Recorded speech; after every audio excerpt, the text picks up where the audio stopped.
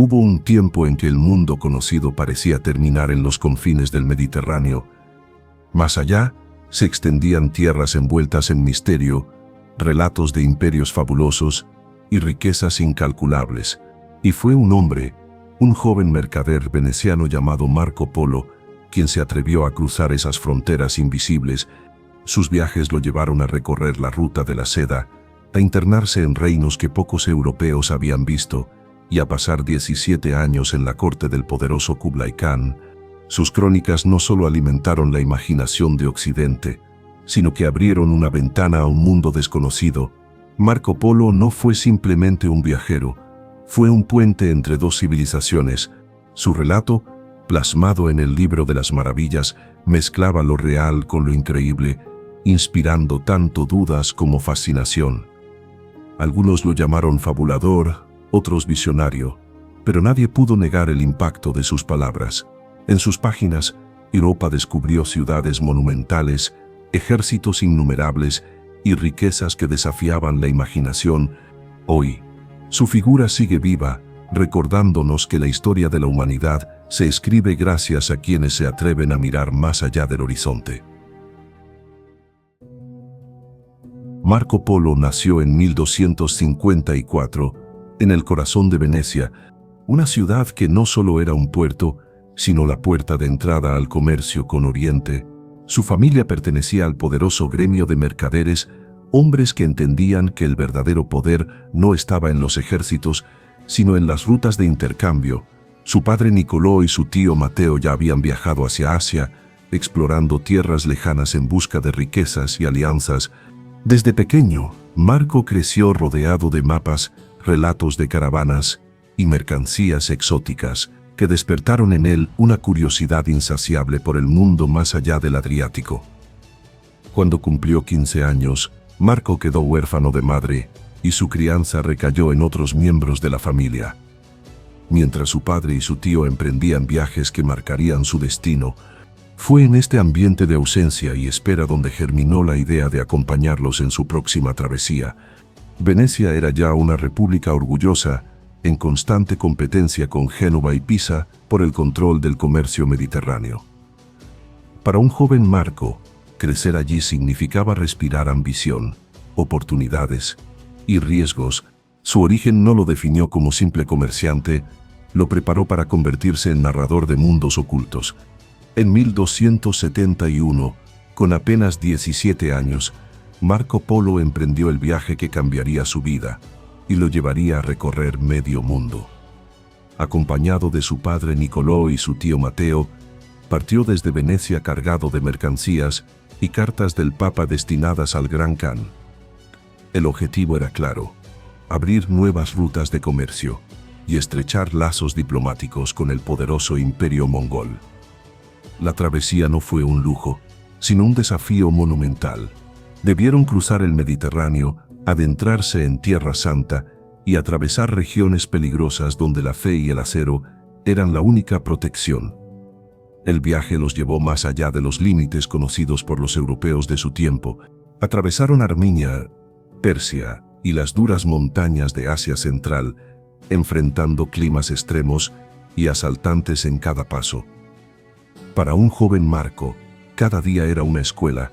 Aprendió lenguas, costumbres y la importancia de observar para sobrevivir. Su espíritu curioso lo distinguía de los demás, pues no solo comerciaba, también tomaba nota de lo que veía. Así comenzó a gestarse la obra que siglos después fascinaría a navegantes, reyes y soñadores, el relato de un Occidente que por primera vez miraba con detalle hacia Oriente. Tras casi 4 años de viaje, Marco Polo y su familia llegaron finalmente a la corte del Kublai Khan, nieto de Gengis Khan y gobernante de un imperio que se extendía desde China hasta el mar Caspio. Para Marco, el choque cultural fue monumental. Pekín, con sus murallas imponentes y mercados rebosantes de seda y especias, parecía un universo paralelo al de la Europa medieval. En la corte, la riqueza deslumbraba: palacios cubiertos de oro, banquetes interminables y una organización política y militar que superaba cualquier cosa conocida en Occidente. El joven veneciano no solo era testigo, sino también invitado a un mundo de maravillas. Kublai Khan quedó fascinado por la inteligencia y curiosidad del joven Marco, confiándole misiones diplomáticas y administrativas. Durante 17 años, Polo recorrió vastas regiones del imperio, desde ciudades prósperas como Hangzhou hasta regiones remotas de Mongolia y el Tíbet. Anotaba costumbres, riquezas, religiones y hasta maravillas naturales que en Europa sonaban a fábulas. Lo que para él era observación, para su tiempo fue un testimonio sin precedentes. Su cercanía con el Gran Khan lo convirtió en puente entre dos mundos que apenas comenzaban a conocerse. Al servicio del Kublai Khan, Marco Polo no fue un espectador pasivo. Se convirtió en emisario, administrador y explorador. Viajó a lo largo y ancho del imperio, observando paisajes que pocos europeos podían siquiera imaginar. Recorrió ciudades como Hangzhou, descrita como la más hermosa y magnífica del mundo. Visitó el Tíbet, Birmania y hasta las costas de la India en misiones diplomáticas. Sus relatos detallaban no solo la riqueza material, sino también la diversidad cultural. Religiones que convivían, mercados abarrotados y tecnologías que en Europa aún eran desconocidas, como el papel moneda. Cada misión fortalecía la confianza del Gran Khan en él y al mismo tiempo enriquecía el registro que Marco llevaba consigo. Aprendió sobre la organización del correo imperial, la magnitud de los ejércitos mongoles y la administración de vastos territorios. Fascinado, narraba la grandeza de un imperio que parecía más avanzado que cualquier reino europeo. Sus observaciones, cargadas de detalle, se convirtieron en una enciclopedia viva de Asia para Occidente. Más que un viajero, Marco Polo era ya un cronista universal. A lo largo de sus viajes, Marco Polo se adentró en territorios que ningún europeo había descrito con tanto detalle. Visitó la ciudad de Hangzhou, donde aseguraba que había miles de puentes sobre sus canales. Narró la grandeza de Cambaluc, la actual Pekín, como la capital más espléndida del mundo. Cruzó desiertos interminables como el de Gobi, donde relataba jornadas en las que la arena parecía infinita, y montañas donde el frío podía acabar con caravanas enteras. Sus observaciones no eran meros apuntes comerciales, eran testimonios de la inmensidad y diversidad de un continente que desafiaba los límites europeos. Marco Polo también quedó fascinado con reinos lejanos como Birmania, la India y Java. Los describió en sus relatos como lugares llenos de templos, palacios y riquezas inimaginables. Narró viajes por mares donde se comerciaba con perlas y especias, y relató la existencia de islas habitadas por pueblos de costumbres desconocidas para Europa. Cada paso que daba lo convertía en un testigo privilegiado de la diversidad asiática. Sus palabras, cargadas de asombro, no eran solo la memoria de un viajero, sino una crónica que transformaría la forma en que Occidente entendía el mundo.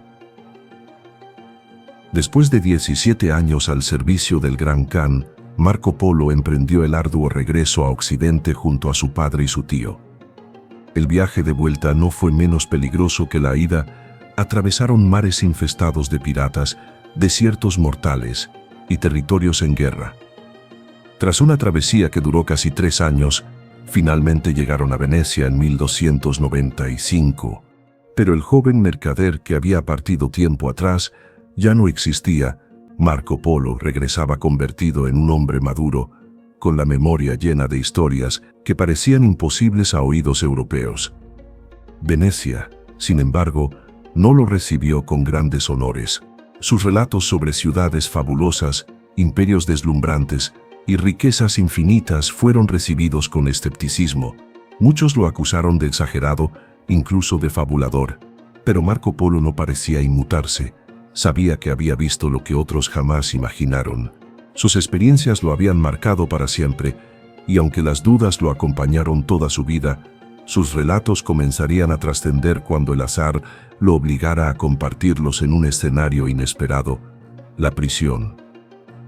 En 1298, pocos años después de su regreso, Marco Polo fue capturado por los genoveses durante una guerra naval entre Génova y Venecia.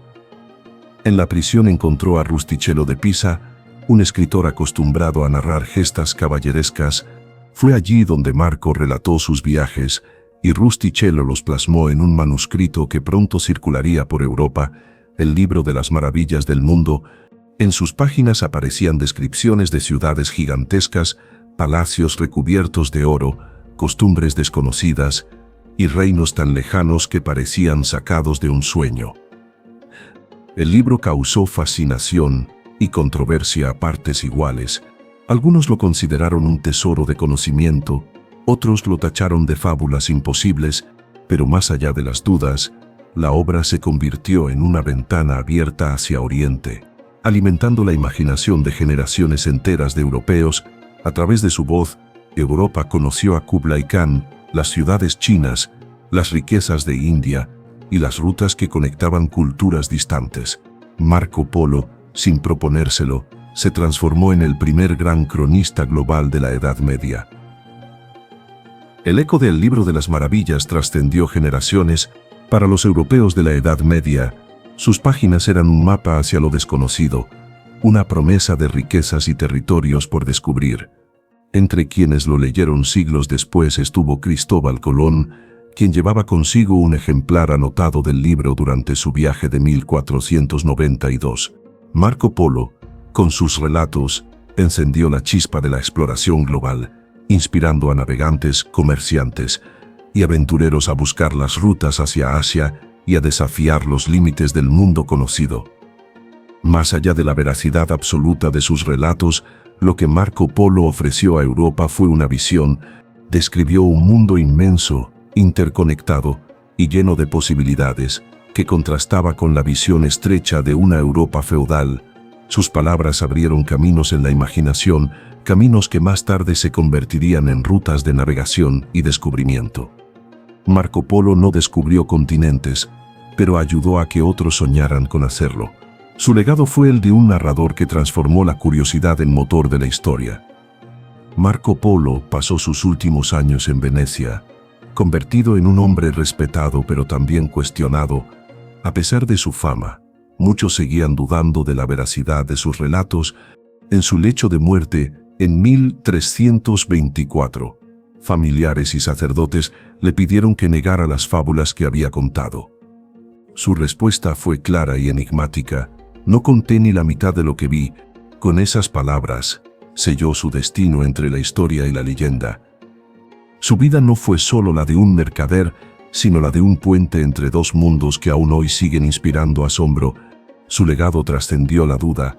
Aunque algunos detalles de sus viajes se mezclaran con el mito, Marco Polo abrió la puerta al conocimiento de Asia y transformó la manera en que Europa concebía el mundo. Su nombre se convirtió en sinónimo de explorador y narrador de lo extraordinario.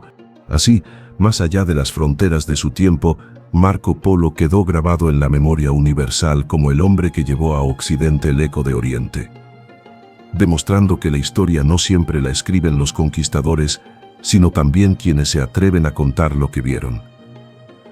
Apoya a Nombres Inmortales con tu like y comparte este episodio para que más personas descubran cómo un mercader veneciano se convirtió en inmortal gracias a la fuerza de sus relatos.